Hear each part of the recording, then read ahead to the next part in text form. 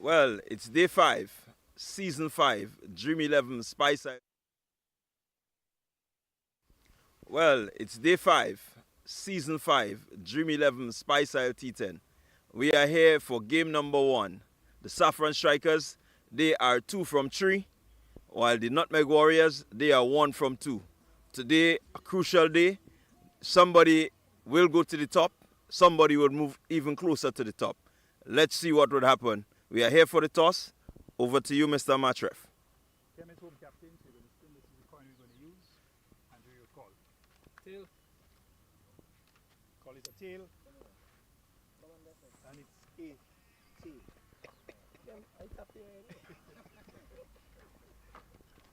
Andre, you won the toss. What would be your decision? We will bowl first. Again, I want to ask you why. Let's hear. To be honest, well, it's the first game for today. I just want to see what the wicket is doing. It seems like there might be a little moisture, so I would like for my bowlers to make use of that moisture. Try to put the balls in the right area, and then hopefully we can restrict them to a reasonable total that we can chase. Well, we saw a really scintillating match in your last game where you fielded first. Your batter's just coming up a bit short. Any plans today of maybe changing your team? No, same team. As I said previously, it doesn't matter how much they score. Once we score 1 run more, that means we're on the winning side. All right, well, thank you very much there, Andre, and best of luck to you. Well, we are here with the Saffron Strikers captain, Kem. Kem, you lost the toss this morning. Had you won the toss, what would have been your decision? We would have bowled first as well. Bowling first, it means that there's something about the wicket that you guys really understand? I mean, looking at the first 8 games, the stat says that the team that bats second, they won 4 games. And the team that bat, no, 6 games, sorry, and the team that bat first only won twice. So it favors bowling first, but at the end of the day, you have to come out and bat anyway, so you're up for the challenge. Okay, yesterday you really didn't have a good day with the bat. Any changes to your squad? No, same team. Okay, so can we look forward to seeing the Saffron Strikers apply themselves better with the bat today? Yes, so hopefully we can put up a better showing with the bat and come out victorious today. All right, well, there you had it from the captains. And so we are getting ready for match 1, day 5, Spiceisle T10. See you in a bit. All right, well, that was the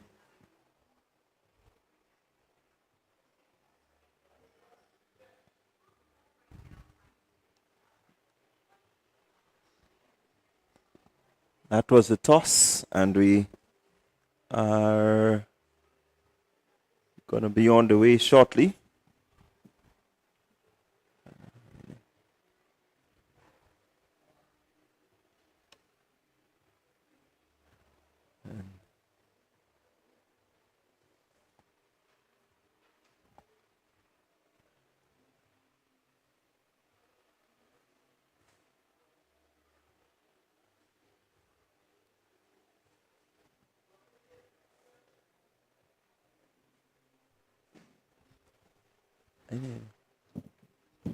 I was here and I just stopped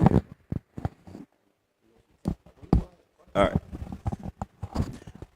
All right, so we are here. It's day 5 of the Spiceisle, the Dream 11 Spiceisle T10 tournament, and we are getting ready for today's matchup.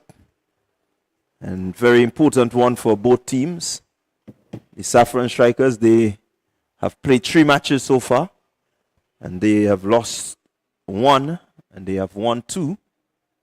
So they are on 4 points. A win for them today will mean that they move up the table and possibly up to the first position. And a win for the Nutmeg Warriors, on the other hand, will bring them a bit closer to the top of the table, maybe level on points with the Saffron Strikers. And so it's going to make for a very interesting game, very interesting matchup. We've seen both teams have really good scores, and then they had a pretty disastrous game. And so both of them will be looking to bounce back from that more or less disastrous game and really put on a show that is going to be, worthy for the fans, because the fans, I know you are all out there and you're cheering on your teams and you want to see them winning and winning consistently. So just to let you know that the Nutmeg Warriors, their 11 for today will be Andre Fletcher, the captain.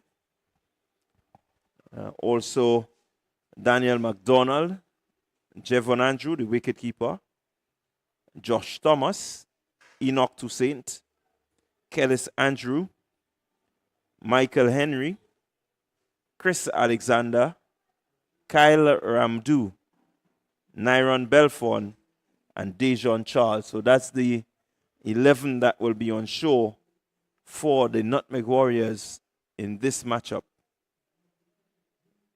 The Saffron Strikers, their lineup: Otney Lewis, Kem Charles, the captain, Javel St. Paul, Rikel Sylvester, Shane Braffett, Ruel Williams, Adrian Thomas, Neilon Pascal, Nicobi John, and Tyrone Charles, along with Jamal Andrew.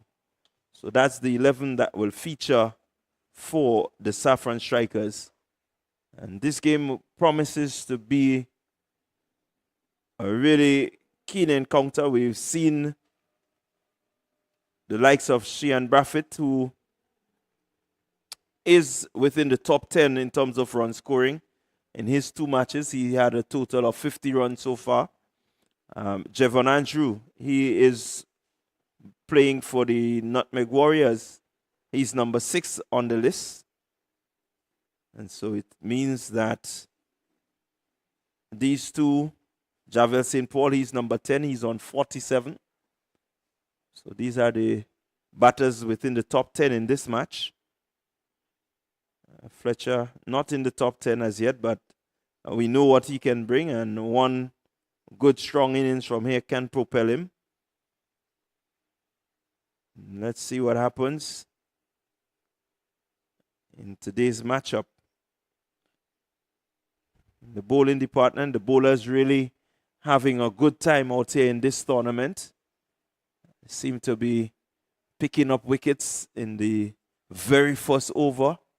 So far, possibly one match or one, maybe 2 innings that the bowlers have not picked up a wicket in the very first over of the game.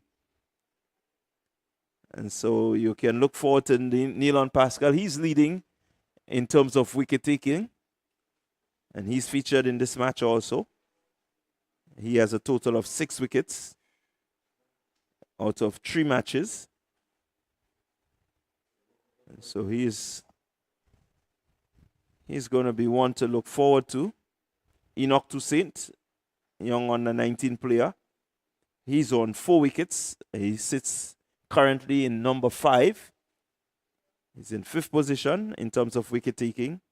So we can look forward to seeing him willing to add to his tally today. I can tell you that Otney Lewis, he's number 10 on the bowling list. And again, he has an opportunity later on with the ball to see if he can add to his 3 wickets. And so these guys have a lot in store for you as we get to day 5, season 5 of the Dream 11 Spiceisle T10 tournament. And don't forget, later on, you're going to witness our first spectator experience, where the spectators will have an opportunity to bowl for 100 and bat for 100. And 100 here meaning $100. They're going to have 3 attempts to hit the middle stump. And within that 3 attempts, if you hit it at any point in time, you win $100. And they will also get an opportunity to hit a 6. They have 3 deliveries in which to try to do so. So if you look at your monitors, you will realize the umpires are out. The Nutmeg Warriors, they are taking the field. And the Saffron Strikers batters, they are also taking the field. So momentarily, we will have the first delivery. And let's hope it's not a wicket and that the trend can be broken today. So, a really good condition. It's a bit hazy, but no real threat of rain as yet. It's shaping to be a really, really good hot day out in the middle. And I really will be looking forward to the likes of Sylvester and Charles and Fletcher and these boys to put on a show for us here today in this matchup. First match of day 5. I have with me Ashley Cummins. Ashley, good morning. Good morning to you, Randall, and good morning to all listeners. Welcome again to the 5th edition, and we're expecting great, exciting cricket here today at last address. So the batters out for the Saffron Strikers. Rikel Sylvester and Kem Charles. It's going to be Josh Thomas with the ball in hand. We saw a really interesting encounter yesterday where in the match between the Ginger Generals and the Saffron Strikers, spin featured in 6 of the 10 overs. And I'm talking, when I talk featured, I mean they started with spin. The second over was the first 6 overs. It was all spin. Contrasting here, we're going to have some pace bowling. I guess Fletcher just looking to see what moisture is there in the wicket that he may be able to exploit. There are some clouds ahead and overhead, and the breeze is not all that strong, so there might be just something there for the seamers. But it was very interesting to see 6 overs bowling spin to begin with. First delivery a bit wayward. Saffron Strikers will be happy with this. Wide signal by the umpire, and so they get off the mark, the Saffron Strikers. And it's 5 without loss. So in the context of what happened to them yesterday, they will be happy with this. Yeah, much more to the delight. They will be happy. A very small score it was, but already that first delivery showing that the pitch has some pace.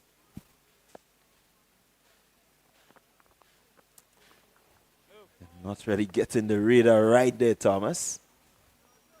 Looking to bring the ball back into the batsman as usual, but just having the wrong line, direction not there, so he has to rethink. Maybe he has to do like the great Cotley Ambrose, make sure he cock that wrist and cock it properly. He really doesn't want to give much room to the batter.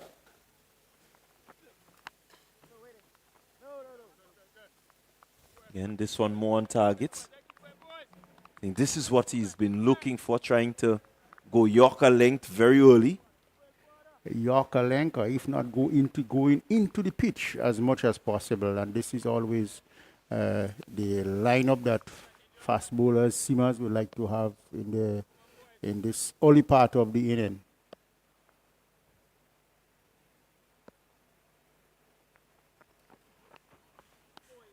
Good carry through to the keeper.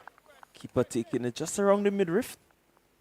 And it's good to see that the wicket continues to have that really good, genuine bounce. Well, as I said, kudos to the groundsmen. They have been doing a great job, and all that could happen to only get better. Quite agree with you. 6 without loss. Thomas to Sylvester. Again, just spraying it there, not really getting that radar right. He has a slip in place in Captain Fletcher. He doesn't seem really interested in using the slip at all.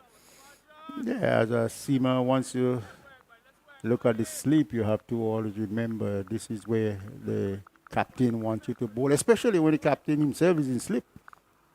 There is a direction, there is that impetus that you should be having in bowling. Getting it bang on target, and it picks up a wicket in the first over. I said it, and here we have it. I don't know what is happening, but this year's T10 is just proving to be bowlers friendly.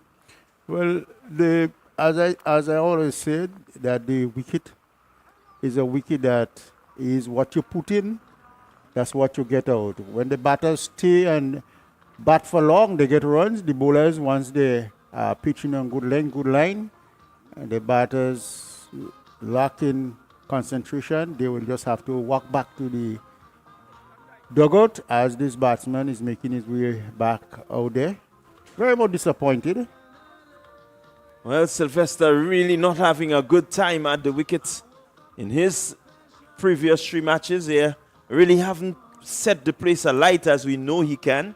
We looked at him in the finals of the GCA NLA T20 and he was really on song. Even the semi-finals, played a game against Police where he scored some 70 odd in maybe about 29 deliveries. And so for the Saffron strikers, they will really hope that he could replicate this at some point during this competition. Well, let's hope he can do it. But as I said, Powers Park is a different game, different ball game to here at Last Address. The new batsman in, Kem Charles, is it? Or no, Sean Bradford? Yeah, it's Sheehan Bradford from Barbados. So bringing the Caribbean flair to the Dream 11 Spiceisle T10. When you hear the name Sheehan Bradford, you remember the Breakout League, and the win was versus Barbados, where he really dealt with the pace bowling. But here comes Thomas. Bradford in the approved manner. Very confident too, very, very confident. Got behind the line of the ball and just push it in front of him. And very much composed in stature, and he seemed to be all organized, just the way how he played that first delivery. Let's see what Josh will do. May have different thoughts. Lifting this one. That's gone. That is out of here. What a shot by Bradford. Just whipping that one. It was slightly leg side. And all he needed to do was just to lift it. Let's look at the replay here. Really, really not even looking. He was so assured that that was a maximum. He didn't even need to look. Well, his eyes was on the ball. So there is no need to look again where the ball is going to land after he hit it. What a shot. And this is what we know of Bradford. Contrary to what we saw yesterday. Yesterday, he had a really difficult day in that the spinners seemed to have kept him in check, frustrated him somewhat. And so he wasn't really able to get off. Pace bowling, he really loves it. Josh will have to have different thought. His line of approach to him now will, I guess, will be very much different. But after getting a whipping shot like this, you have to be thinking, what next? Yeah, certainly has to be thinking. T10 is a very short format. The bowlers only have 12 deliveries to make their name. And so they want to make sure that these 12 deliveries are very profitable for their teams. If you bowl 13 and 14 deliveries, then you are faltering. Definitely so, and you should not be bowling 13 and 14.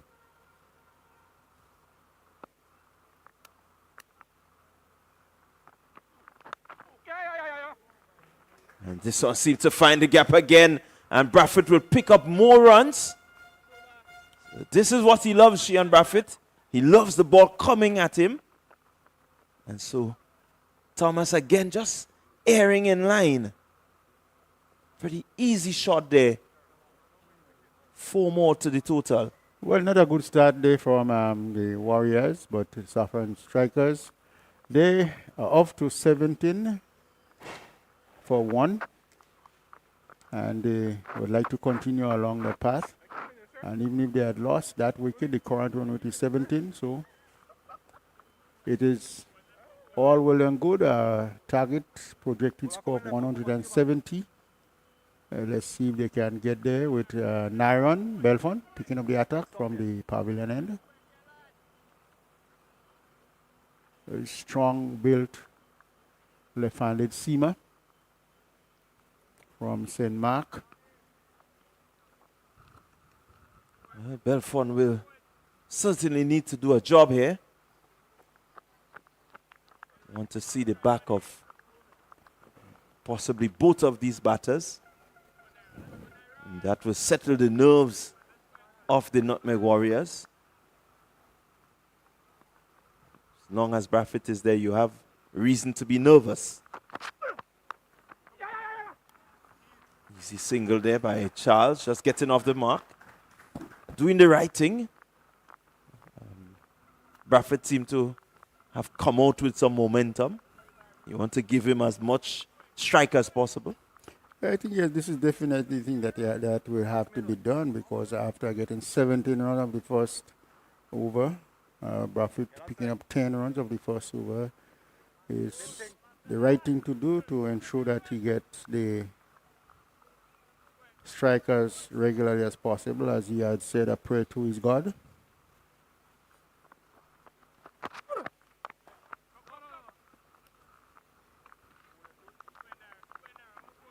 Again, you're seeing that the wicket has something to offer. That one was just a bit slower by Belfont.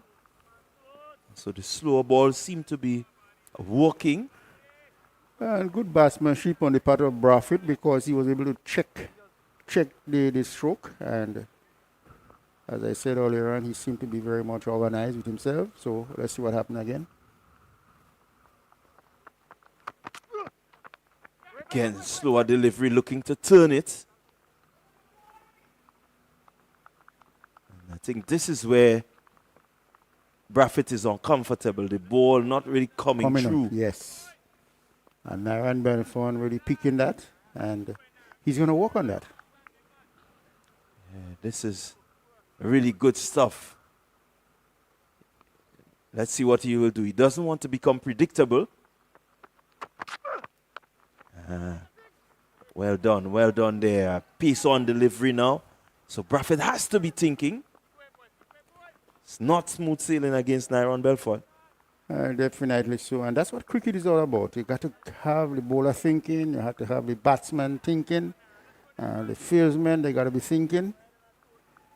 And even so, the umpires not only watching, but they have to be thinking too.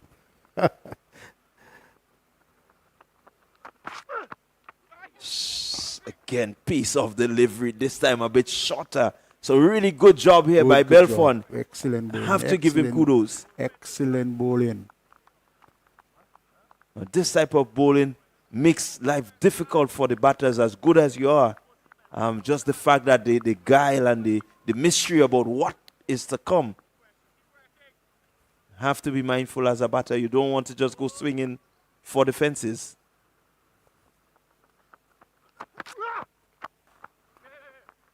Again, slower delivery and not able to really get it away. And so a really good tight over to pull back the damage that has been done in the first over. And so kudos to Belfont. Has raised his hand here and done a good job for his captain. 1 run coming from that over. 18 for 1 over number 2. Well, you can't ask for anything better from Belfont in the second over. Just pulling back everything, and only just a single coming from his first over. So the captain, the team will all be happy with what he has done. As we see, Josh Thomas is going to pick up again from the far end of the ground. How do you refer to this end of the ground? Well, this is the road end or the river end, Or similarly, Progress Park? pavilion end or the bay end, as we would normally say. Thick outside edge is not going to carry. Well fielded there by McDonald. Thomas with a pace on delivery, just turning Charles around slightly. Luckily for him, it dropped before it got to McDonald on the third man boundary.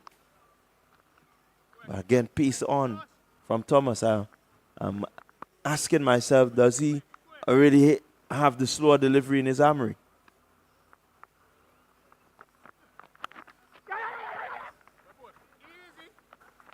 Yeah.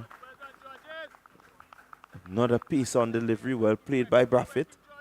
Just getting off the strike.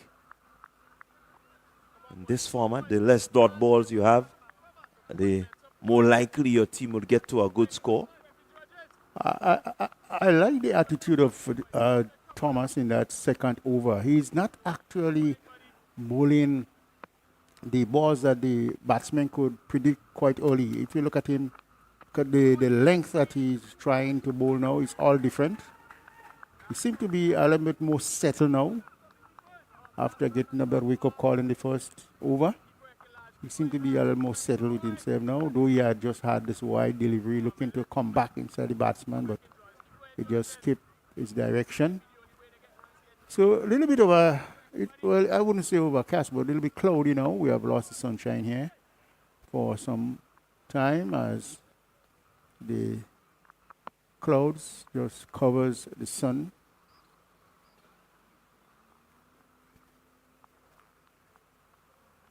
So, looking at the field that is set, you do get the feeling that Thomas is going to be threatening that wide line outside that off stump. Not really want to be close to the batters. I do believe Fletcher may have to be right back on the edge of that 30-yard circle, Yeah. if he stands a chance.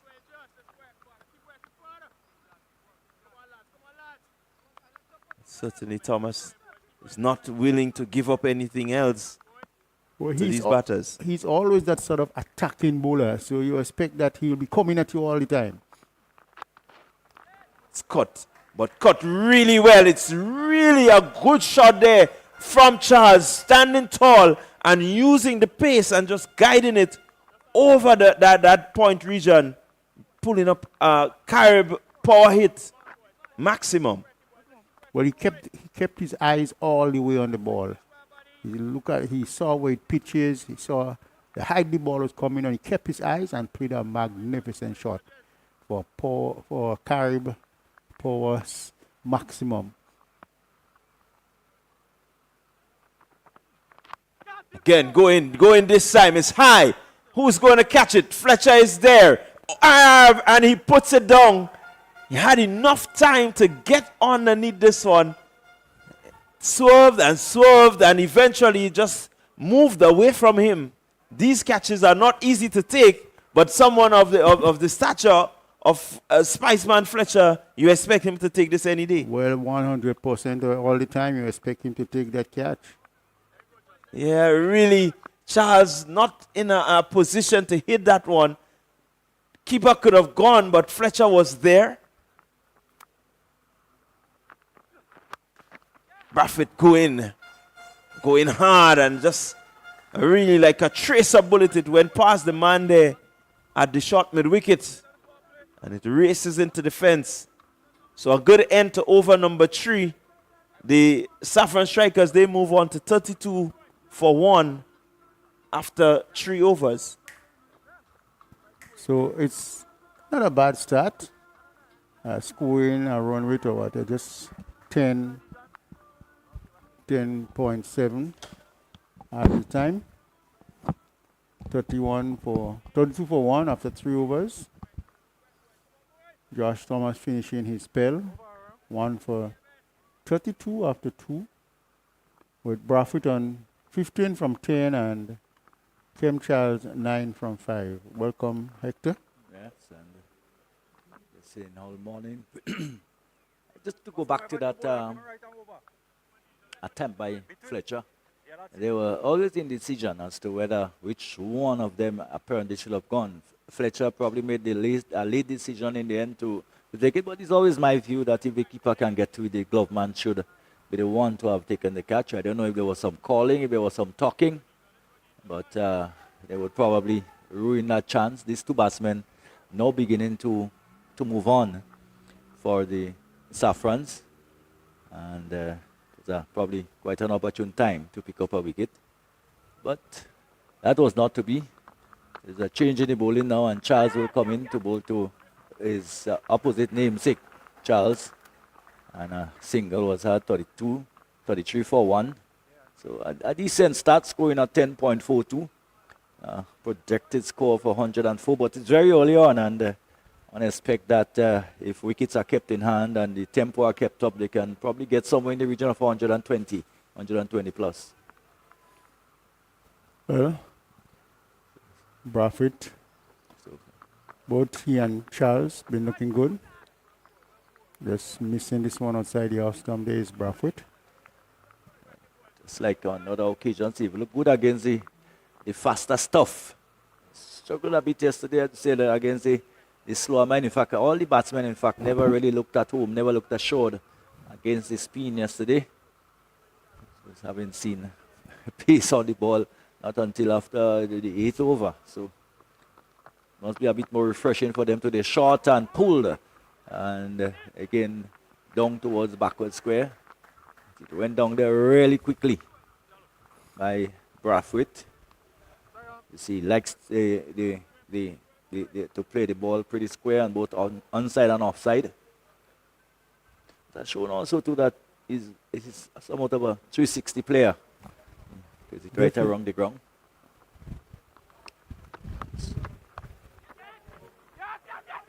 Charles. Oh, he's run out. He has to be. Yes, he is. Well, the umpire has called for the replay, but I think Brathwaite knows that he's short. It was really not a sensible single. It was a delivery which he played, and he almost carried to the fielder at backward point. And it was a late decision probably to go for the single. And in the end, he perishes. And I think he will wait for the replay. He knows that he's gone. A very good bit of fielding from the fielder position there. And unfortunately, Brathwaite has to make the long distance back to the pavilion for 12 of 16 deliveries. And he must be a disappointed man. Yes, he is beginning to really hit the ball pretty nicely. And to have gone in that fashion. The game is T10, and it's the shorter version of the game. He has to make decisions and make it very quickly. And the new batsman is St. Paul. Of course, St. Paul, who is the enforcer on the team. And didn't get to do that yesterday. He went pretty early. And there we see the replay. Brathwaite not even been in this, not even been in the picture. And easy run out in the end. Direct hit from behind point on the offside. So I to call that a real bonus wicket. Yes, yes. This is what you call a bonus wicket. And the Nutmeg Warriors are very much happy with that. It means that the Saffron strikers will have to beat again. So we just want to see what type of approach we'll have from St. Paul. It's still very early. We're in the 4th over. 2 deliveries to go in the 4th over. And really going to overdrive right away. It's left to be seen. I don't think it's quite necessary for getting into overdrive so early. You got a couple overs where you can play yourself in again. Keep building. And by 7th over, I look to do that. Charles, I already described the bowling of Charles in terms of rather languid in his approach. Just arms in and jumps and Not a lot of pace anyway, but does exercise fairly good control. For a fast bowler, I think he is very much on the sort of laid-back side of his run-up. If you look at it, he's just amble through and does what he has to do. Look at it. Just casual. And that's a well-played shot. Well judged. Yeah, Keep his eyes on the ball and just find the gap. Down to the boundary it goes. 4 runs. yes, a delivery outside the off stump. Probably a bit wide, giving him some room outside the off stump. He probably would think that he wanted to get more bat on it, but probably getting more the outer portion of, in fact, just using the wrist really, opening the face of the bat and just allowing it to run off the face and go down behind point on the offside. There's no one patrolling that third man boundary, and an easy boundary to Kemp Charles. Well, this has taken him on to Kemp Charles on to 14 from 8. St. Paul is on 1. And he will be taking strike from Enoch Toussaint, in fact, who is, remember Enoch Lewis. Enoch Toussaint had a really good bowl in the previous game, picked up 4 wickets. Yes. It's a young man who has some talent. He's just come out of the under-19 setup. So still a very young man learning the trade, basically. Seems to have a very good head on the shoulder. So far in this tournament, he has been tested, having bowled the last over in the game which they lost to but probably did learn something from that. And it starts with a good yorker. We saw a number of yorkers from him. In fact, a couple of them would have uprooted the stumps on a couple of occasions. So therefore, he's really thinking this thing over. And there's no time, Ashley, for a bowler to go into death bowling mode. I think from ball 1, they should try to contain the batsman, but there is no containing here on this occasion as St. Paul gets one in his favorite area. You don't pitch up to that length. Give St. Paul that length outside the off stump.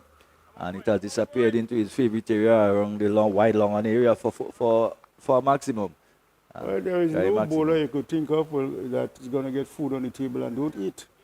So if you're going to put it there, St. Paul is going to hit, and he's going to hit you far away. As I said, it's really a learning process. He's just bowled a brilliant yorker and probably just missing the length. Such a difficult delivery to bowl, actually, the yorker. You really have to hit it on a bit pinpoint with it. It's a very special skill. Sometimes you get it right, sometimes you just don't. It's a very special skill. It all has to do with the wind, it all has to do with your action, and all those things will have to be taken into account. Concentration and how well you keep your cool. I applaud players, bowlers, who are willing to give it a try and who are willing to keep working on it and keep bowling it. Because it does have also rich reward when it works. Most definitely. I remember looking at Malinga versus Marlon Samuel. And after Malinga thought he could have really got through with Samuel with those yorkers, it was all a different something for him. I admit that I haven't seen a batsman been so prolific against yorkers. He was a special. He said that. And at that time there was not much talk about batsmen and setup and about getting deep into the crease and you wasn't hearing too much about that, but this is what Marlon displayed at that point. He was an exceptional batsman. So once again, Toussaint not afraid to go up there. I like the attitude of this young man. He's not afraid, and that's what you have to. That's how you have to be as a fast bowler. You got to be fearless. You got to get to the batsman, and no matter how you get to them, you got to get to them, and that's what he's doing. I enjoy looking at him.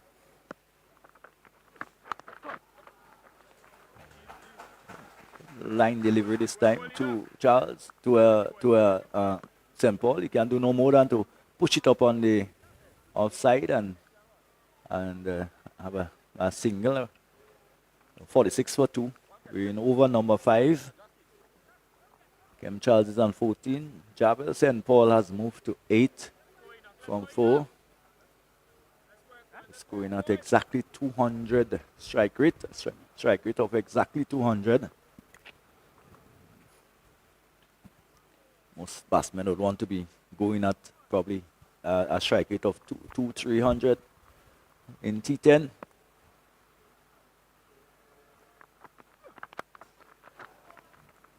Again, this one right up.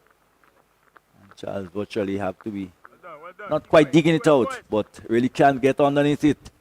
But managed to strike it up towards the Spiceman, who is deep down on the long off boundary.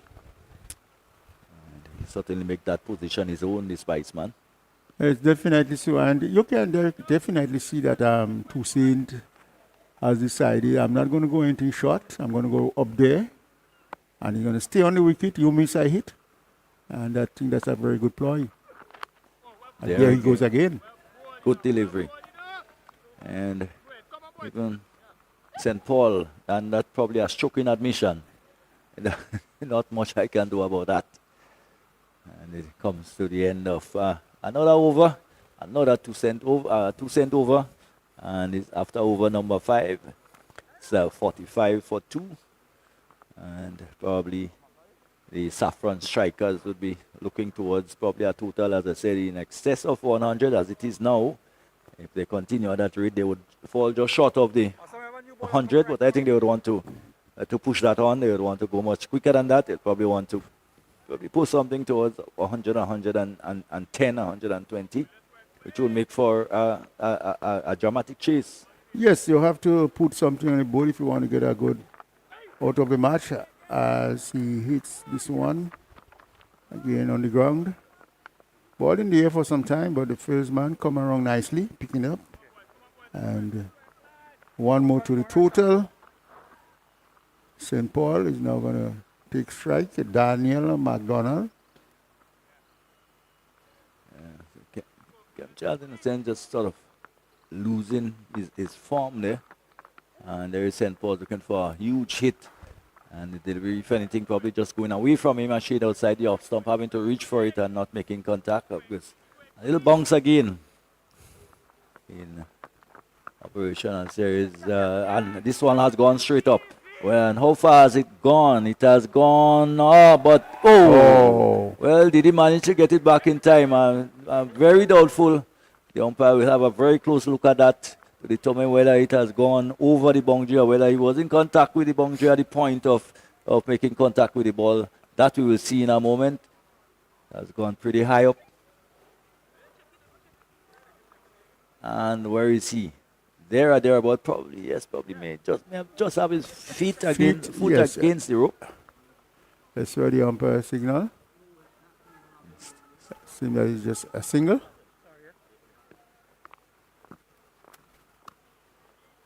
Probably still on the walkie. It's still, yeah. So probably still having a look at it. No, in fact, I think they're still having a look. That looked very much 6 to me. I don't know. Let's see what he will decide eventually.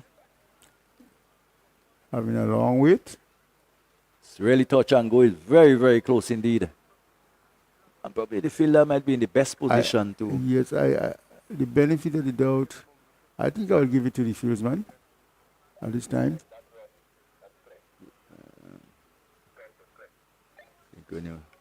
Yes. Well, it is what it is. No further damage done. For a single, good. So we can now say good work by the fielder down on the boundary. It was Charles down on the boundary. Awareness as to where he was. And this time, Kem Charles is hitting it over the Spiceman. And it went a long way, almost coming against the building where we are here for another maximum, another carry shot maximum. That's a good shot. Yes, it was a a lovely good shot. timing, good placement. 55 for 2. two legitimate deliveries to the end of over number 6. Series McDonald being a bit roughly treated there, and another swings it down in the air. The fielder comes around but can't get there, and they'll pick up a couple.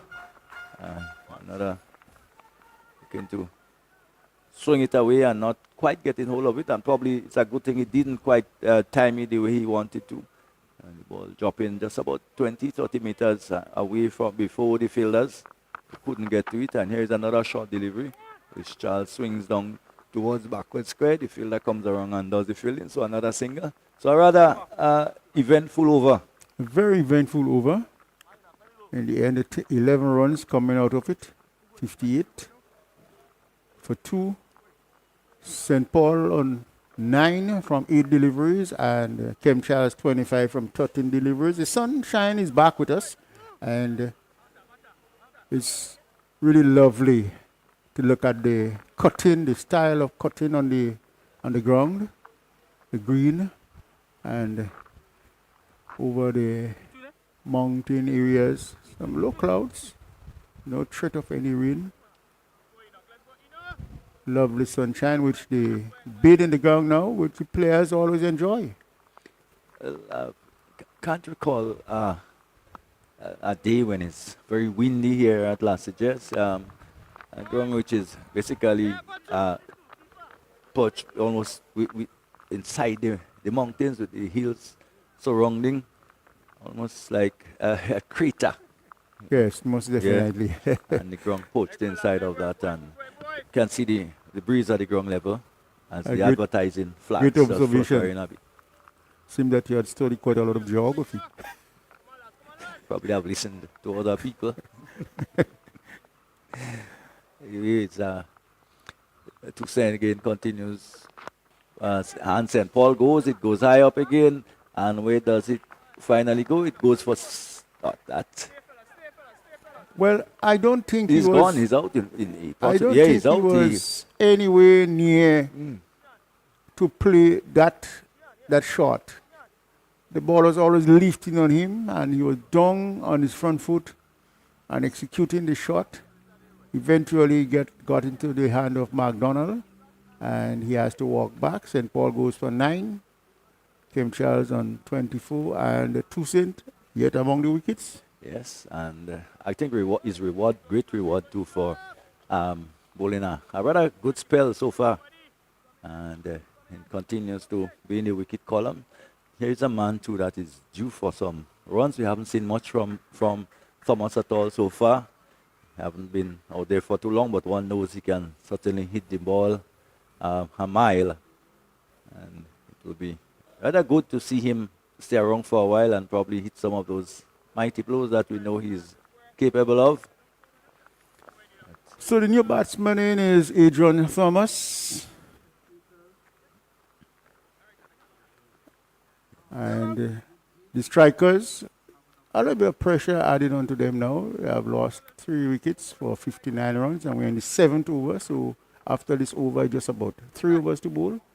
And we're still waiting to see them coming out of this hole. At least to post a score, a very challenging score.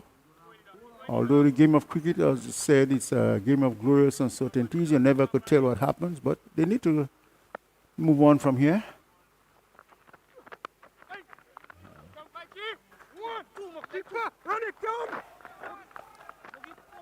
A little bit of confusion out there, and I don't think there would have been 2 runs there. Would have probably. Well, there is no need to panic now. If you do panic now, you'll get this team under much more pressure. To lose a wicket by the run-out route now is not what any team would like to have, knowing that 2.5 overs remaining. Of course, Kem Charles is set, and of course, Thomas has just walked to the crease, and he knocked 2 saves so far. 1 for 10, and that's a good shot. That has gone where? Now over the boundary for 6. So it was a good shot. It was pitched up there, and it was struck over the offside, and the fielder who was down on the sweeper position had no chance. That was sweet timing, well placed. Carry maximum. he is well set. He's been there from the start, Kem Charles. So one expects that the bulk of the scoring now will have to be done by him in support of Thomas and the other batters who is to come. Enoch just had his figures dented there a bit. And the delivery just played fine down towards third man. And the return comes back in rather high, having to drag the keeper out. Toussaint himself having to run forward to do the tidying up. So another single have been had. It's one of the shots I like to see batsmen play, that late dab, that late cut. Just timing it nicely. Charles. Was going for a big one, but again the length didn't quite afford him to get underneath the ball, and as such he picked up two. Good running though by the big man. So 2 runs to be had. That brings up the end of the 7th over. The end of it, it's 69 for 3. Toussaint has bowled his 2. Gone 1 for 19, just having a little bit of damage done to his figures in this over. Kem Charles is on 43 from 16. He has certainly maintained that 200 strike rate that he's been going at. And Thomas, who has just come in, is on 3. And I run with, if they do not push that up a bit, still wouldn't guarantee that they will get to 110. But looking back at the shot that Adrian Thomas played, the last shot, he waited and waited and waited, and the ball was just not coming. And his execution, he could only get 2 runs. I guess if that ball was much more up, he would be looking for a maximum, but he had to satisfy with the length of Toussaint. And the captain is now into the attack. That would be interesting. It's not very economical on the last occasion, and this time on delivery outside the option, but has a very experienced head, of course, on his shoulder. Yeah, and he knows how to hide those leg breaks quite easily and quickly on the batsmen. Fletcher, very experienced. Look at that. And the delivery very close to the batsman, really not allowing him to free his arms at all. And that's what you want. So all he can do is squeeze it out behind point on the offside and pick up a single, which is very much what. Very good batsmanship on the part of Kem Charles, just for carrying the team on his shoulder. A strike rate that he has kept 70 for 3. We are in the 8th over. After this, it's 2 overs remaining, and we still, that's Heatway on down to the long on boundary. Long on boundary, yes it is, and it's only a single. So Fletcher continues to demise with his gentle leg spin, I call it.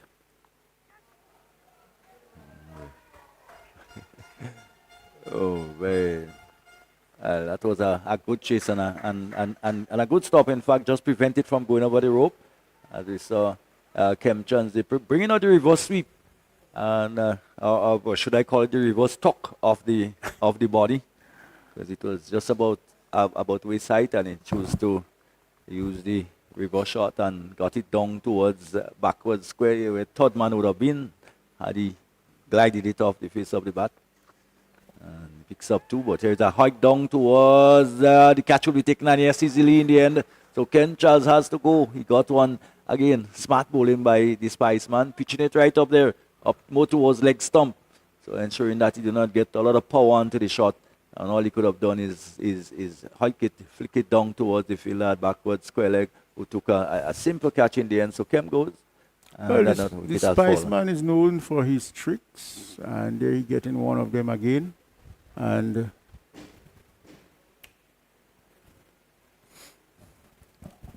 you mentioned Ashley. Well,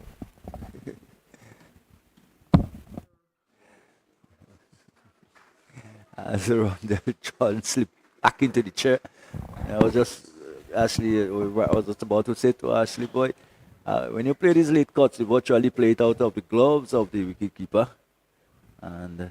Remember one wicketkeeper saying to a batsman, anything later than that is absent. Just play it that late, almost as the ball go past you. It's a very difficult shot to play. So the situation have not changed too drastically since you left commentary. Although the projected score still under 100 and lost a few wickets, 4 wickets, 73. We're in over number 8. And probably we are at that point where we really need to see a move on by the Saffron strikers.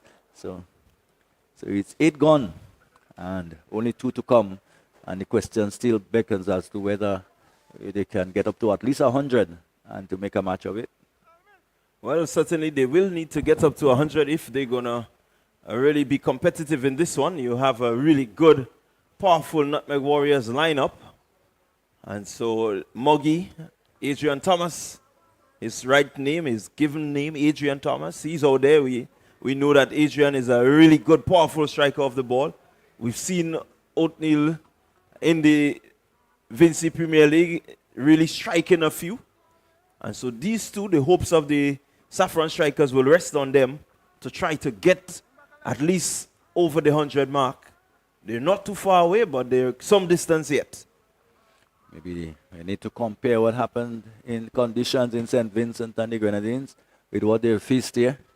It seemed like a totally different situation, different conditions. And therefore, we haven't seen some of the top performers up there do that yet in this tournament. Well, Belfon is back. Captain Fletcher entrusting the penultimate over to Belfon. Starts well. Thomas not having such a good start. He's on 4. Yeah. Wants to make sure that he can clear the ropes. Belfon is anyway offline. He will want to deal with him. His team needs it. There he goes, swinging hard, high. It's gone. That's out of here. This is what he's known for. Indeed. And first opportunity, really, Belfon have been from the start. In fact, he went for only a single in his first over. And he has gone piece off, basically. Through the deliveries. And I want to think he will go back again to that. Probably this time now, just a little bit more pace on. And that was really welcomed by Adrian Thomas. And he did what we probably know him to be able to do. That is to hit it long and hit it far. Hit it hard. Well, this is more of what the Saffron strikers need. They really will want to be as competitive as possible in this one.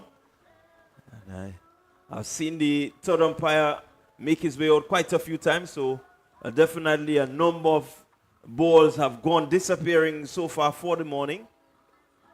And as long as Muggy's out there, you expect that a few more just may go maybe to the river and to the nearby bushes. Yes. 79 for 4, 8.2 overs. Continue to see, it's modern cricket where the ball seems to travel further and further. Every day you look at the game, it seems like there's no place, no ground, and even surroundings big enough to contain these balls. We seem to defy gravity and even aerodynamics. They really travel a long way. Those balls when they're struck. And this time Muggy goes high and he goes into the air, and it should be an easy catch to the Spiceman, yes, to McDonald there. And Muggy this time being foxed out there. And I think again it was a slow ball. It was outside the off stump, and Muggy had to reach for it. And as a result, he couldn't get the timing, he couldn't get the bat onto it. Of course, it was a slow one, it was out there. And he just didn't have the control of body to get behind it. And instead, flew up into the air, and McDonald took an easy catch in the end. Well, tell you what, that was a really clever piece of bowling there by Belfon. He bowled a slower delivery, which got belted. He went even slower this time, and Thomas having to wait so long before the delivery got to him. He decided to go back. He went forward, he went across, he went around, and he still was just able to hit it to McDonald right there at point. So Belfon will be really happy with his day's work so far. He has done the job for his captain. Yes, and as I said, smart bowling. And in fact, from the beginning of his spell, as I said, he went slower ball, piece off, and really troubled all the batsmen so far. And it was no surprise to see him going back to that and and of course using that the width of the crease. Really. And Well, good the wicket. veteran Nilon Pascal saw him belt a couple yesterday when the team needed it. Can he help his team now? Belfont, bag of tricks, slower ball. He pulls it through the mid-wicket region. They go for one. He's quickly down there. They will come for the second. And really good run in there by Pascal. And again, He's a veteran, but he's still looking quite young and refreshed out there, sprinting that two really quickly. and just again, just a bit caught out there by the slow delivery also. It was almost through the shot before the ball arrived. So, Nairon Belfont, whatever happens from here, what 4 deliveries gone in the 8th over, you'd have had a very good spell. Only 9 runs so far, 1 wicket. And this time he goes into the pitch. And delivery, 2 bounces down to the fielder down on the long on boundary. And they're coming quickly back for the second again. And a chance and a run out. Yes, so this time he couldn't get back Lewis. And it was well, they had to go for it really. And being run out. Another wicket has fallen. And it's 81 for what? For 5. Yeah, well, at this stage, you have to go for broke. And let's look at the replay. You'll see it. Good, smart work there by the keeper. He came forward. He recognized it's going to bounce shot, collected, and he was able to throw. And really good, impressive work. Belfont was right there to collect, to effect a really good run out. So smart work by Andrew, recognizing that the ball would not have gotten to him. So he went to it and picking up the wicket of Othni Lewis. So Lewis really not able to help his team to get to the 200, to the 100. But more importantly, they still have a few deliveries to go, 7 deliveries. Can they make use of it? 7-6 is 42. That's certainly going to bring them over the 100. I still cannot understand how the non-striker could have been run out by such a distance. Since he should have a head start basically, or on the batsman. But that happens. And Pascal again looking to swing it away, but can't make contact. Has a very, very, very good over. Comes to an end from Nairon Belfont. In fact, I heard him talk yesterday about his approach and of course, in fact, employing that very wide, full length outside the off stop. It worked for him today, and probably we live to be seen whether whatever total would be posted by the Saffron strikers, whether that approach and that sensible bowling will work for them. Will go into a strike. Tell you, 8 runs came off his over, but more importantly, they got 2 wickets and 2 very big wickets. You got rid of Adrian Thomas, you got rid of Othni Lewis, 2 of the more powerful strikers in the line in the middle order for the Saffron strikers. And so now it's Nikobe John joining Pascal, and he's going to be facing the Spiceman. Spiceman, known to be a very tricky person with the ball. He does well with his bat, but also those leg spinners that he tosses up, they tend to entreat some big shots and bring some big wickets to Fletcher. So far, we've seen a wicket apiece for Belfont, one for Charles. No, in fact, Charles haven't picked up one. Shot Toussaint delivery have picked up one. in the air, and it's taken. So a wicket of the first delivery from Fletcher, and that's the deception that he brings. So the Saffron strikers have to be very, very careful here. They can be probably find themselves being bowled out, or probably not being able to probably get up to 100 or go past 100, which would probably be a fighting total. And get another wicket, one for the Spiceman this time, and he has 2 wickets to his name. Jamal Andrews comes in. So it's Jamal Andrews in the wicket crease now, and he has 5 deliveries to try to see how he can get his team close to 100 as possible. Looking to be cheeky, just want to guide it past that man there at short third man. Good take from the keeper. The Nutmeg Warriors had a pretty decent outing in the field so far. Again, missing this one. We're spinning away from him and probably not picking Fletcher at all. Probably has no idea which direction the ball is turning. Therefore, he's basically essaying some shots and not quite in line with the delivery. One can see him pulling away from the Again, delivery. Andrew just looking to cut that one, but missing. Doesn't really have a clue as to what is happening there.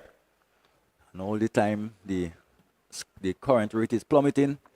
And this time he sits it in the air and it goes one bounce down to Charles. And he gets a single and leaves Pascal with one delivery to probably find a maximum and to add a little bit more respectability to the total. Well, this is a good matchup. These two guys have played cricket together. Fletcher and Pascal. And so the little rivalry there, you could have seen it. Pascal not really able to do anything with that. And so of the final delivery, it brings an end to the Saffron Strikers innings. They can only muster 83 for 7 off their 10 overs. Fletcher will take this as a really good outing with the ball. As he rightly says, all he needs to do now is to get one more than the Saffron Strikers, and it means that he has a win and can move up the table. Remember, it's they're the defending champions, and of course they still have the confidence. See the final score 84 for 8 after 10, and Fletcher himself picking up 2 wickets. There were 1 wicket for Enoch Toussaint and 1 for Nyron Belfone. Josh Thomas also picked up 1 earlier on, and all in all, pretty good day's work. The only batsman so far to have collected runs has been Kem Charles. Kem Charles, he got to 36, 16 to Brathwaite, 10 to Adrian Thomas, and certainly the rest did not contribute a great deal at all. And as a result, they're 84 for 8, and it means that 85 would be needed by the Ginger Warriors. Yeah, the Nutmeg Warriors. The Nutmeg Warriors, they would equate 84, and they would think that they should be able to overhaul that. Yeah, certainly the Warriors will feel that they have done well enough to restrict them. Anything under 100, you take it as a plus. And so you can look for some positive cricket. Let's see what happens. The Strikers, they had a low total yesterday, but they fought their way through. And so I know that they're not going to just roll over and give victory to the Nutmeg Warriors. So stay tuned, stay with us. We are going to have the chase in a few moments. I can tell you, you can look forward to it within the next few minutes. We are going to have a spectator experience moment where a couple of spectators will come out and they will be trying to win themselves $100. They have 3 deliveries in which they need to hit the middle stump. And if they do so, they will win themselves $100. So, can look forward to that spectator moment in a few minutes.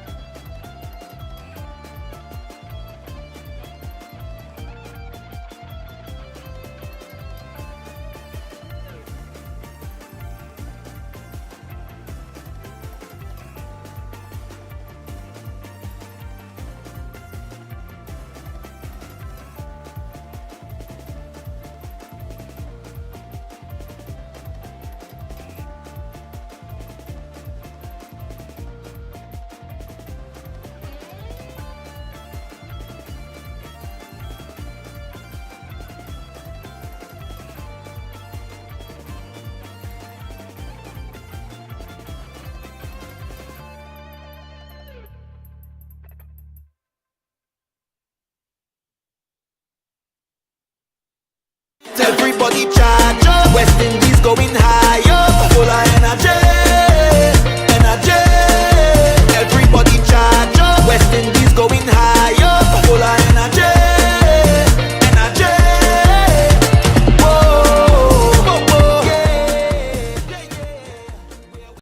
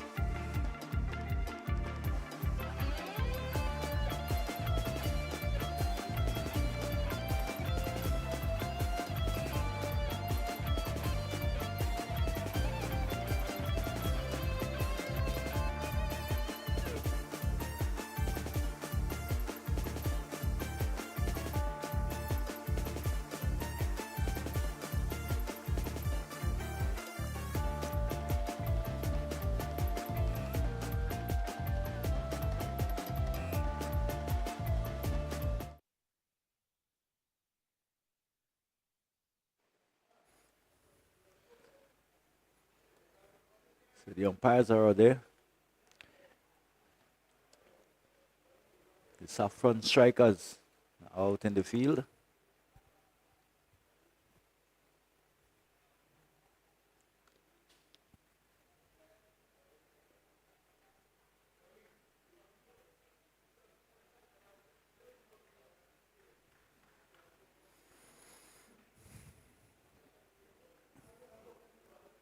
So Saffron strikers, they are going to start with the spin option. And Andrew, driven Andrew, already is off the mark with a bungry. And the Nutmeg Warriors are on their way to get 80, 81 for victory. Whitney Lewis, tall,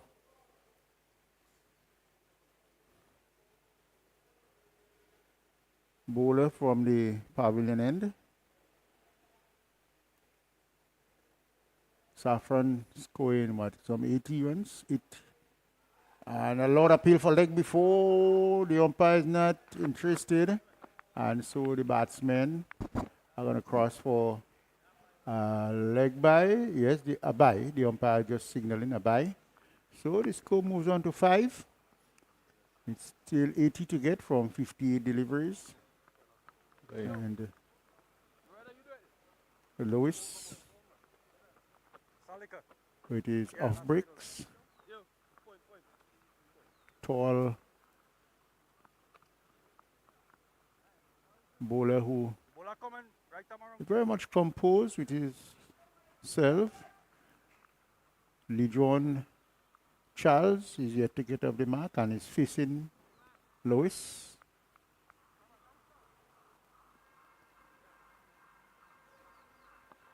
Bowling around the wicket to the left-hander. Oh, and that's a good delivery.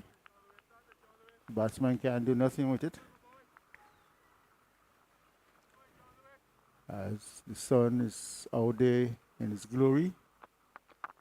Lewis bowls. Lord, appeal for leg before and it's gone.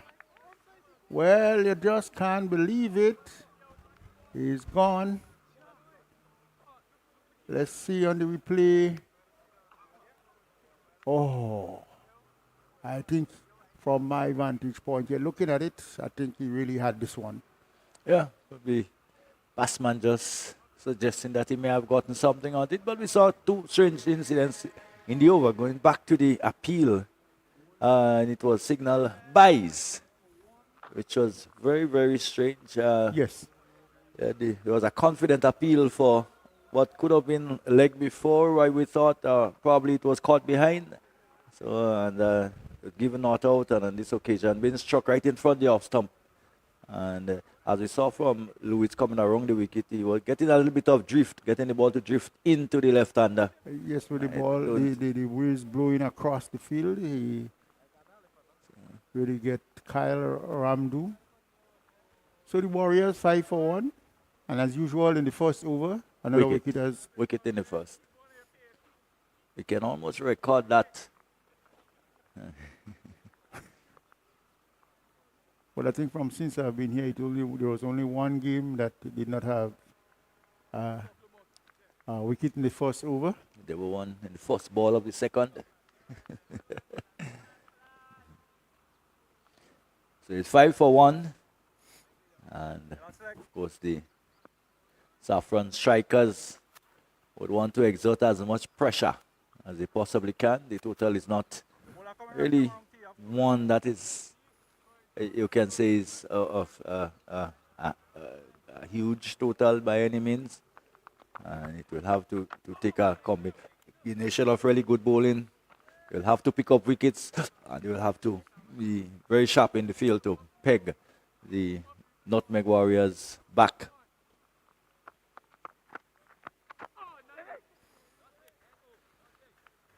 Of course, Lewis being tight from thumb stump to stump. He has bowled another fine over, so it's 1 for 4. He has bowled, taken 1 wicket for 4 runs. And at the end of it, Nutmeg Warriors, they are 5 for 1 after 1. And the required run rate is, again, not very, very taxing, 8.89. And having to chase that type of rate, one expects that shouldn't be too difficult.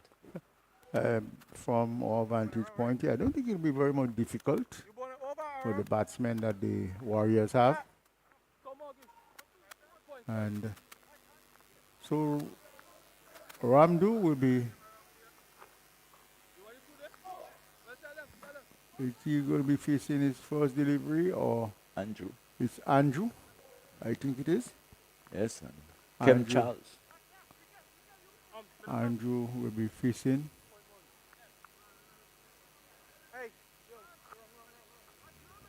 Kem Charles.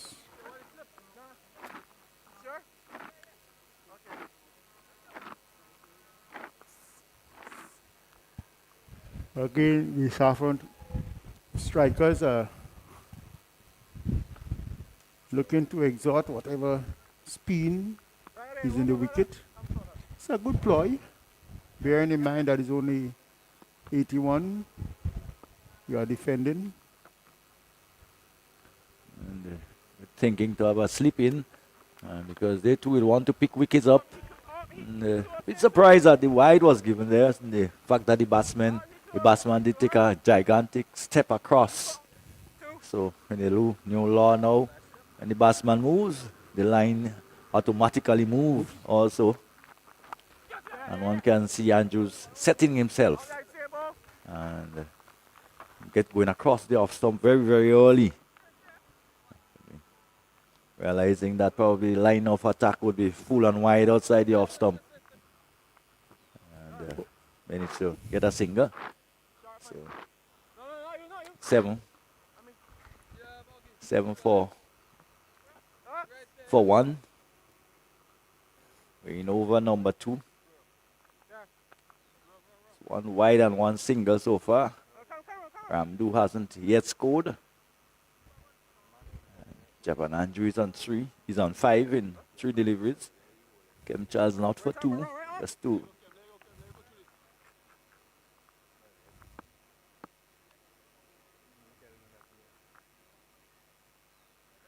Thank you.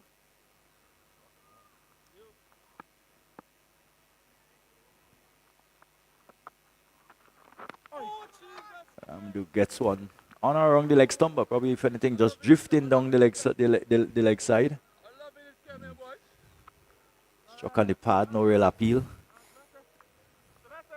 7 for 1. Warriors will have to be careful how they set themselves. Can't let the pressure build.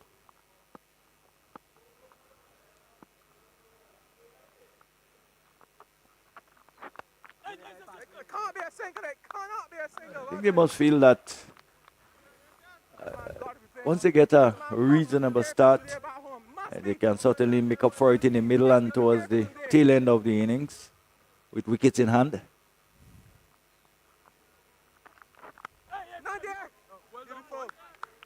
Charles in the, it's a very tight over.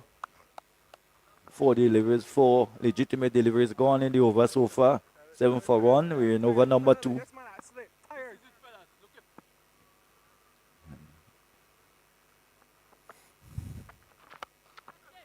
And Nando given a little space to work with us. Hit high in the air. Pascal runs back, but he can't get to it. And it goes all the way for a maximum. So what a simple, easy shot of delivery. Probably the first real delivery which Charles floated up to the batsman, and Nando just easing into it and hitting it high over mid-off and getting a maximum. So that certainly will help. Yes, Ramdu timing there, very impeccable. And he hitting that ball, sweet timing out of the ground. Again on the body. The ball just coming off the thigh pad area and rolling away on the onside. So bring up the end of over number 2. At the end of it, 13 for 1. Nandu is on 6. Javan Andrew is on 5. Kem Charles, none for 8 after his first over. And the Saffron strikers trying their best to see how much they can stifle the batting of this Nutmeg team. It will have to think that maybe to win they will have to bowl the Nutmeg Warriors out. Yes, they got to bowl them out if they got to win this game. And the Warriors will have to keep scoring. Lewis bowls. That's a good shot. In fact, On the bounce into the boundary for 4. In fact, it's a brilliant shot by Andrew. We haven't seen the slog sweep too often so far in the tournament. It was a delivery pitch up almost in line with middle and leg. And he was almost down on one knee and hit it over the backward of square region. Rather safe. And down to the boundary for 4. This time he gone straight and he gone straight down the ground. And he's caught. So caught by Charles down there this time. Javan Andrew taking his chance, looking to go down the ground. And a bit of power failure. They've not been able to clear the man down at long on. And a big wicket now taken by the Saffron strikers. And it's now 13 and 4. That's what, 17 it is for 2. Yes, I thought Javan who just went under the ball a little bit too much and lifting it rather than playing with that more horizontal bat, just digging a little bit under the ball too much, and he paid the price. Lewis has picked up 2 wickets so far. He's in his second over. And the Spiceman has come to the crease. Probably with a little pressure on him. Definitely so. Been lost 2 wickets for 19. We're in over number 3.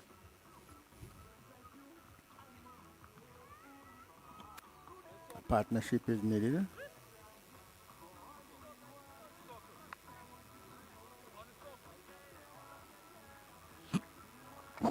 So easy to see batsmen falling to perceived pressure.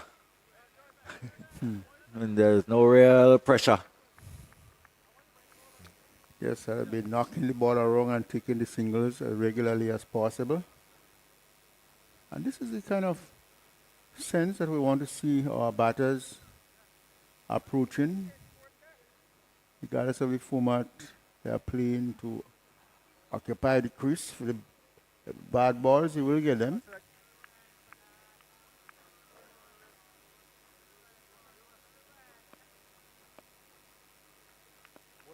So a very interesting, important moment in the game. The arrival of the Spiceman. He haven't really set the tournament alight yet. Haven't seen a real dominating innings from him yet.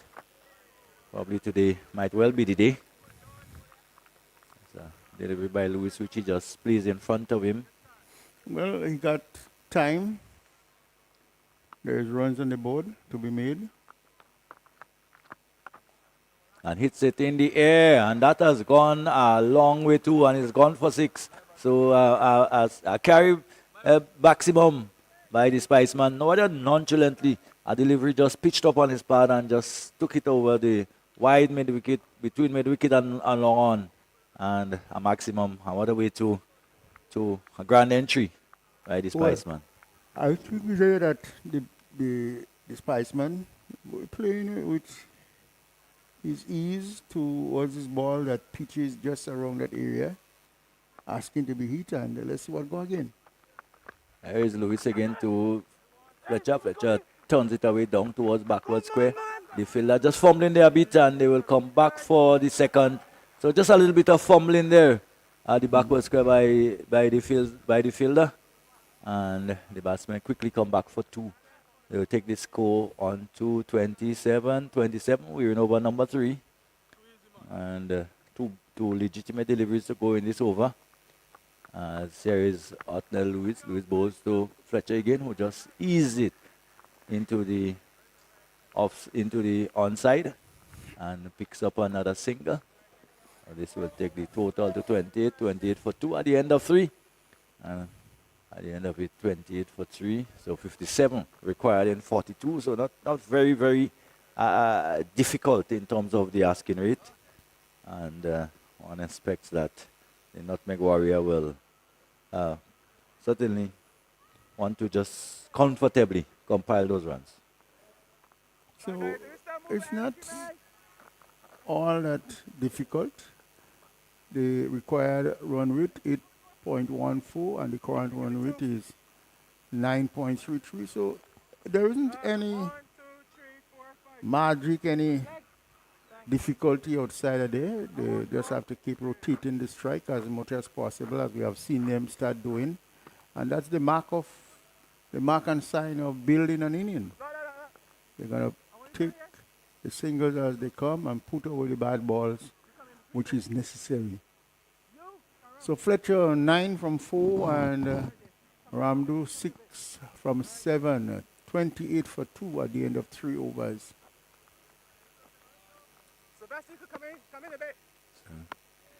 They're well ahead of the game. In fact, the Duckworth Lewis pass score is 24. So they've gone past that. And another single. Yes, Andre Fletcher comes in. He's on 9 from 4. Kyle Ramdu is on 6 from 7.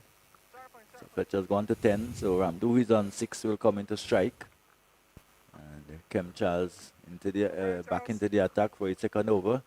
He has gone for 9 so far. It's 29 for 2. We're in over number 4. Comes in to Ramdoon, who again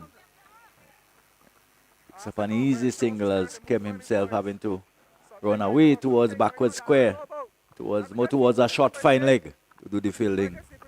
Meantime, the batsman had enough time to go through for a single to take Ramdu on to 7. Fletcher is back on strike. He's on 10. And 30 for 2. With Son Charles and a delivery outside the off stump and just cutting it down towards Thomas, who is fielding down there at the what is the backward point, at the point area. There's a point and a backward point on the boundary. As here is Charles again, wide outside the off stump, and the umpire says that that's legitimate. 4 deliveries gone in over number 4, 30 for 2.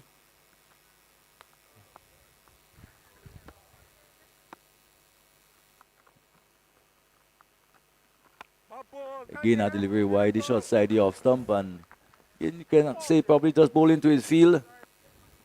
Full and wide outside the off stump. And the Spiceman can do no more than to pump it out towards extra cover. And there is no run. Here is Charles again, wide outside the off stump, and again, this time a delivery which has gone through the offside, and the fielder long off having to come around to do the fielding. And another single to take Andre Fletcher on to 11, and to bring up the end of over number 4. At the end of it, 31 for 2. Current strike rate 7.75. The required rate has gone up to 9. And it goes to show anytime you do not score what is required. Yes, at 54 out of 36 deliveries. Quite gettable.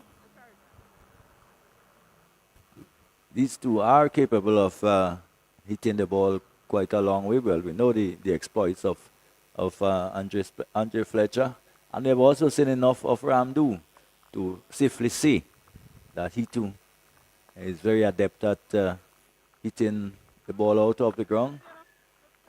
So we'll be back to pace, and it will be interesting to see how the faster men goes on this track, whether they will continue to employ the pace-off strategy, which really seem to be working. Yes, that is the ploy here, and the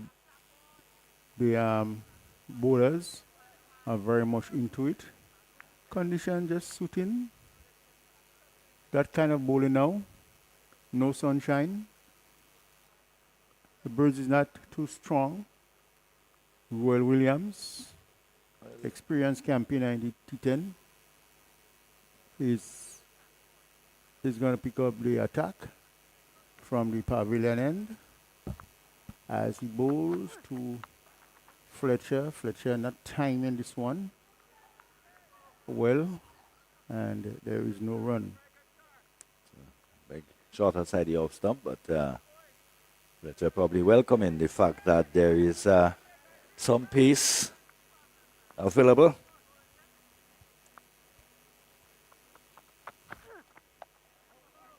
Outside the off stump again, and Fletcher opening the face of the bat towards the deep point region, and they're going to pick up a single.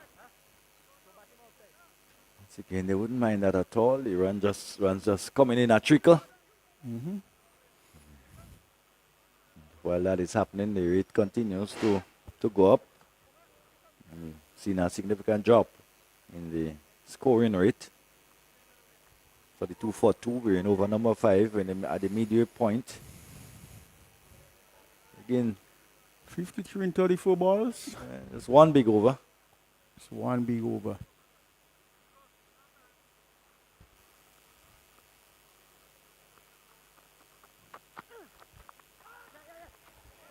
And just turned away from the fielder at backward point and at backward square leg, who is Pascal, and really didn't have a chance. It was not misfield, it was turned rather fine down past the fielder. They have it diving all lengths to see if we can cut it off. Couldn't. And a very welcome boundary for the Nutmeg Warriors. They go on to 36. We're midway through the 5th over. Ramdu just had his head well over the delivery, so he had a lot of control playing it and getting the result. So here is a delivery again, which is on the body and just cannoning into the pad, and he can't go 36 for 2. 5 overs and 2 balls remaining in this inning. 49 still to win. Of course, the Duckworth Lewis Pasco now favoring the Saffron striker. He bowls and Ramdu Drive. driving, and it's only a single. Can satisfy with this. He moves to both batsmen on 12 from 11 deliveries. And Hector, I may say that they're still having a good look.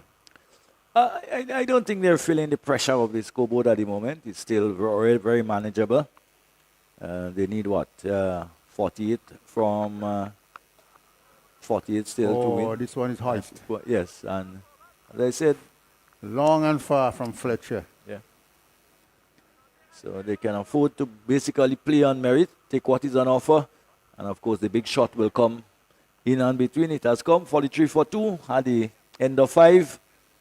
And this means that it's almost even Steven. Again, they're back up with the rate, scoring at 8.60. Require just 8.4 to win. So very much in control, basically. One can say the Nutmeg Warriors at this point. 42 in 5. So one expects that the approach wouldn't change too much by the batsmen. Yes, I think that, and it's a good approach. There is nothing to be rushed, no crazy blood rush. Apply yourself and play some Matthew good cricket. So Pascal, It's strange that Pascal has come on so late. He has done some pretty good work all year on in the innings. One probably thought you would have seen him probably opening the bowling. But of course, another strategy being employed by the Saffron, using the slower bowlers to probably just check the batsman, put a check on the batsman who love the ball coming on to the bat. But Pascal has done well enough to yes. probably to have earned the right to have that first over and take that first wicket in that first over. Yes, let's see what Ramdu do now. Oh, and Oh, he's slapping this one. And well, Wow. at one time, Thomas, Adrian Muggy Thomas, thought that he was in business. Well, welcome to the but- party. Eventually looking up to see just rolling over his head. And in the slot, really, there's too much width and very little pace, not much pace on it. And there goes the other big shot coming. So just easing the pressure a wee bit. And delivery outside the off stump this time. And not making contact. Again, that wide full length being employed. The total 49 for 2. So expecting the 50 to come up. We're in over number 6. Now scoring at 9.19. Require 36 runs in 28 balls. So the equation is coming down. Yes, and with these two batsmen inside, looking quite set, both of them on 18. Of course, there was a maximum in the last over and one in this over. Suddenly, the advantage being shifted. Well played. On the back foot. Ball hustling. And he can do no wrong to go on the back foot and push it. Take the single. Brings Fletcher back on the strike. And of course, And brings the 50 comes up. 50 coming up in 5.3 overs. 33 deliveries. Yeah. And certainly, it's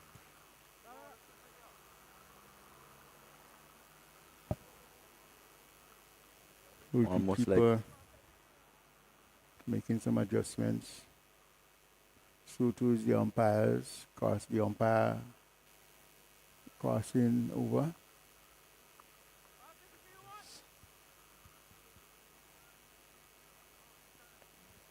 $50 for 2. Andrew Fletcher is on 18 from 12. Kyle Ramdu is on 19 from 14. These two have formed the basis of a probably deep partnership, which will see them through. It's them a slower ball by a slower Yorker by the experienced Pascal, which the Spiceman who have probably seen that many a times in his career so far at various levels. Yes, and he knows just exactly what to do. He moves to 19, goes batsman on 19, and it's supposed to be 52 for 2 in the 6th over. Pascal turns on the top of his mark and just walks towards and then hustles into bowl to Kyle. And he drives it out into the offside. And it has gone through for 4. So another good shot by him, a delivery outside the off stump and driven through the extra cover region. And no one could have gotten to that. Of course, Thomas, who is down on the long off boundary, really didn't have much of a chance. Well, it's good timing, good placement from Ramdu. And he's looking quite good outside here. Looking to take his team along to along the victory path. which is 23 there years already. and a Oh, short that's delivery and good ticker shot. down the leg side again, and that will run away. So not good bowling there by Pascal on this occasion. Straying onto the legs of Ramdu. And Ramdu was quite happy to just help it on its way.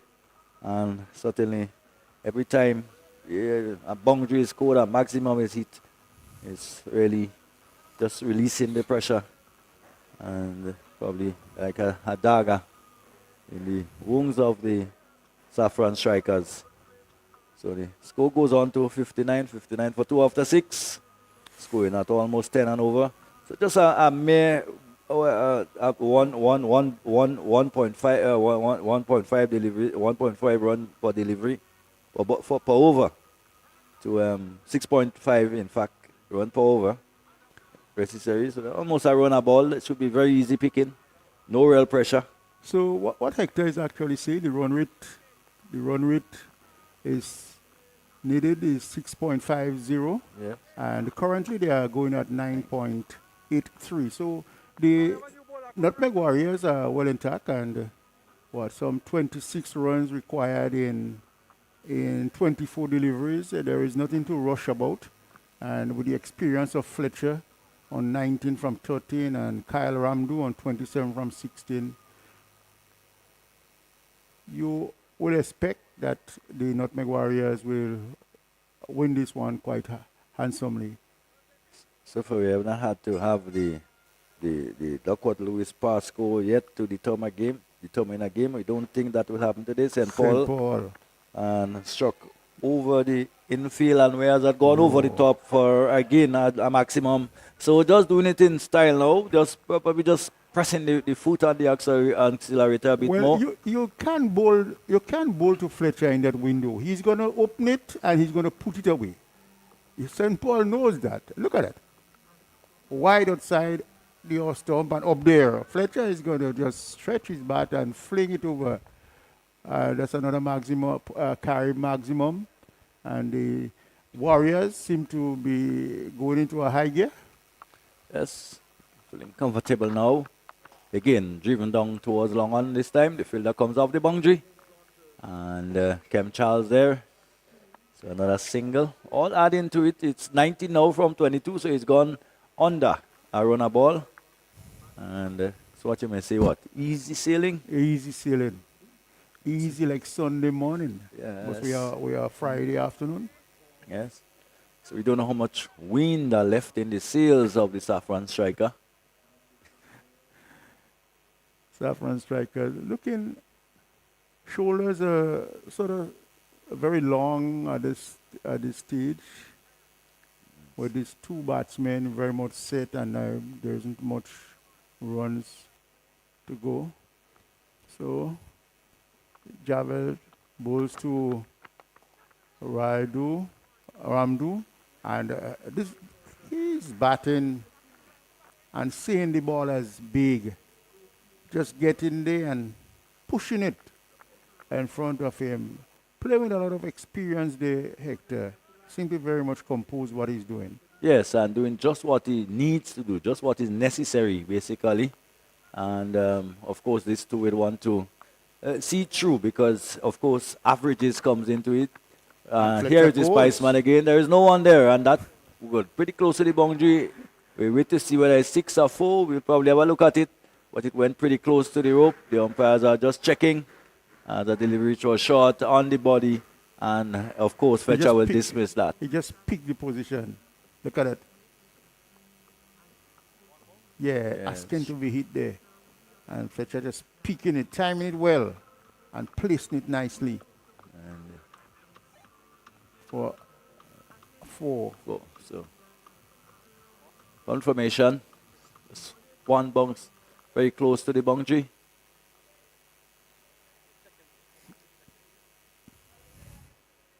Probably still just wanting a further confirmation. What we can pick up here, Ashley. Let's see. It's probably just inside it. Dropped pretty close to the rope, though. Pretty close, yes. Very, very pretty close. You know whether it was, if he hit the rope on the full, it would be, of course, a maximum. The moment is 67 for 2. In the middle, in the midway of the middle, we have the 7th over. Still wanting probably another look at it. Very difficult to and think. they are very much right doing so.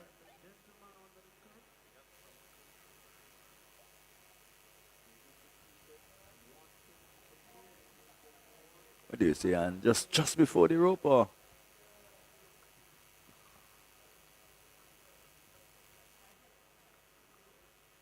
It's a very close one. Yes, it's a very close one. Still another look.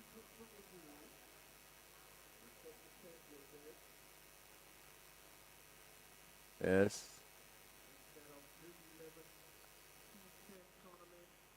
Good camera work. I can't tell whether the rope or the stop. It doesn't seem that way. And it's 4, yes. So, So yeah, I think from what I've seen, it's just very close to the boundary, on a 1 bounce. So Fletcher moves to 30, 71 for 2. St. Paul's ball again. And Fletcher hiked this one.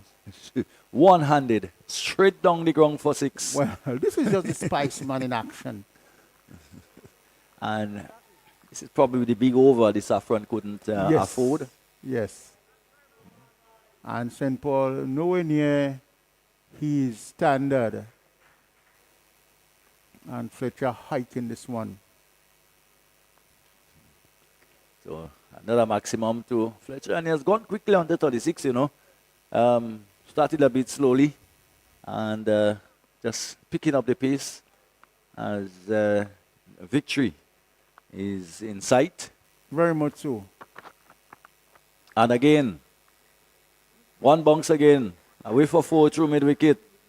And almost a shorter ball now, and probably St. Paul saying to him, "Why have you done that? Why have you done that for? Have you done that to me?" It's a 4 to get of 18 at the end of the 7th over. 81 for 2, the Warriors.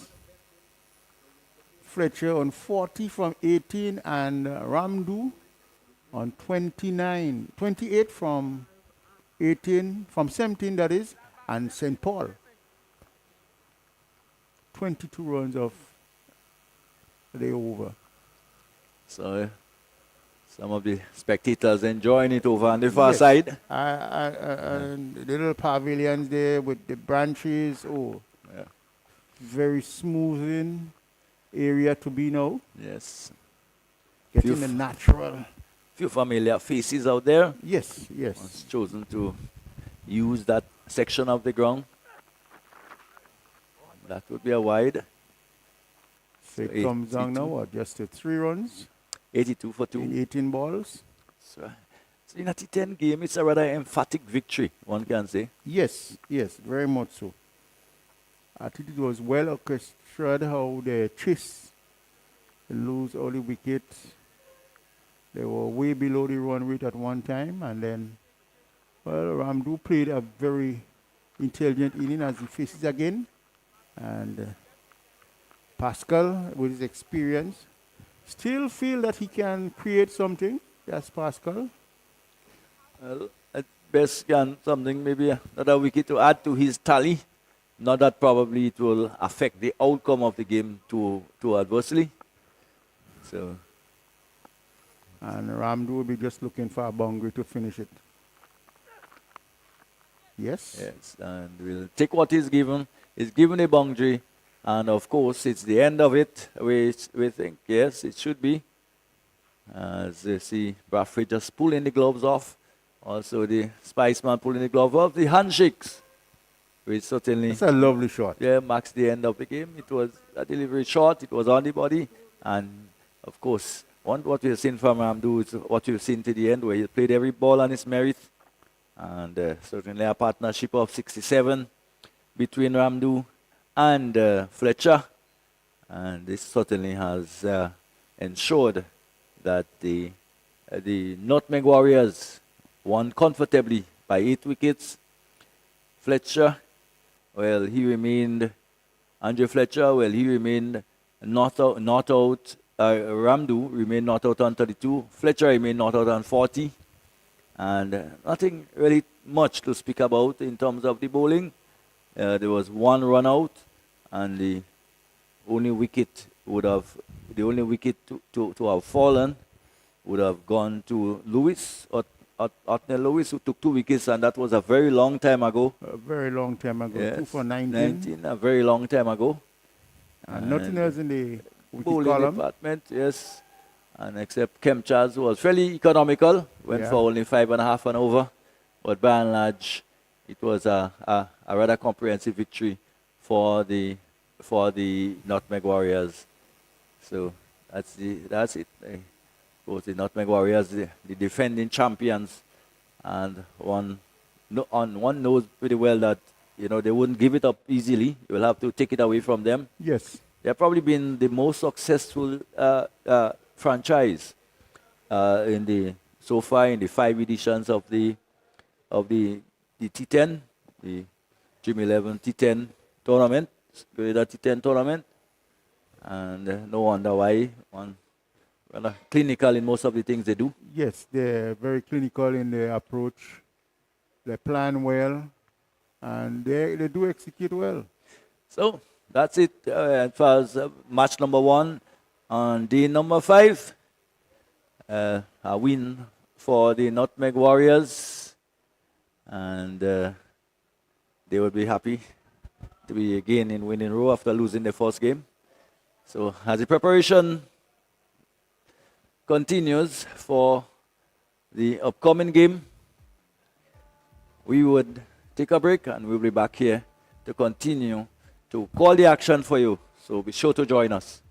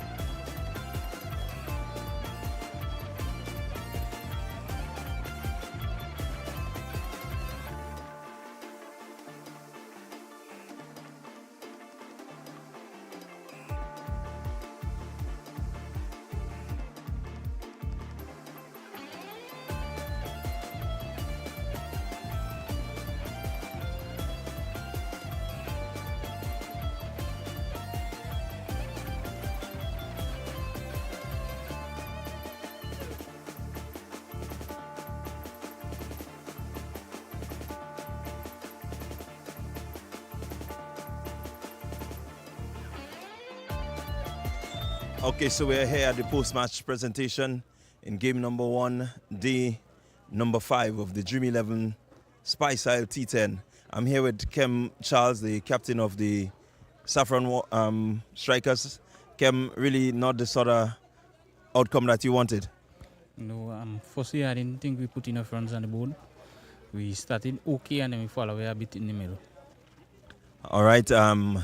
You seem to be struggling a bit in terms of the batting. What can you say now to your batters? And I mean, as you relook this game. I mean, I think men just have to stay positive because I think we have good hitters in our team. So you just have to continue believing and stay positive. All right, well, really a hard one for you, but good luck in the rest of the tournament. There's a long way to go, and so we wish the Saffron Strikers all the best. Thanks. Okay, so I'm going to be speaking next with the Nutmeg Warriors captain. Also, I mean, this is the post-match ceremony, and he's here. I have to speak to him on all levels because he's our power hitter.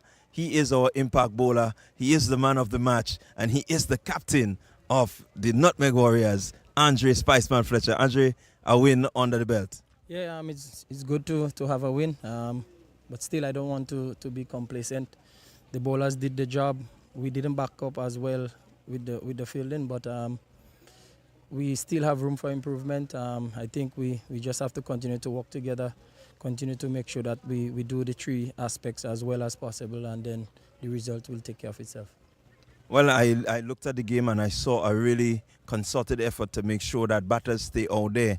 What is it that you said to these guys as they began their innings? I wouldn't say I said anything.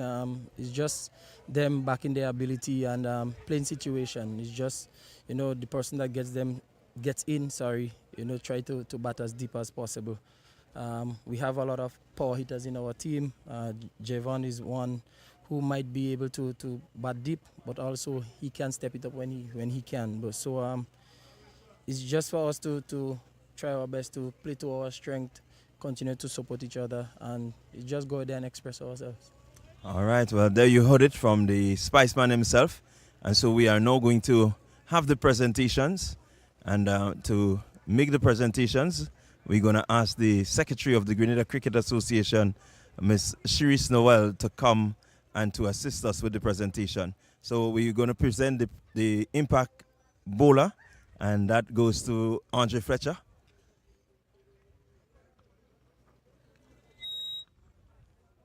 And he's also going to receive the prize for the Carib power hitter of this match.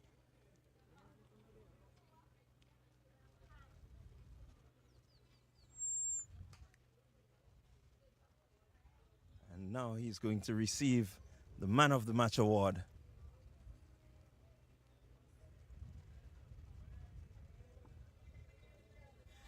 And there we have it, a happy Andre Fletcher. And the Nutmeg Warriors, they move up the table. So now they have 2 wins from 3 matches. And they certainly are the defending champions. They will want to continue to make their statement to let the entire competition know that the Nutmeg Warriors, they are defending champions and they are going to defend.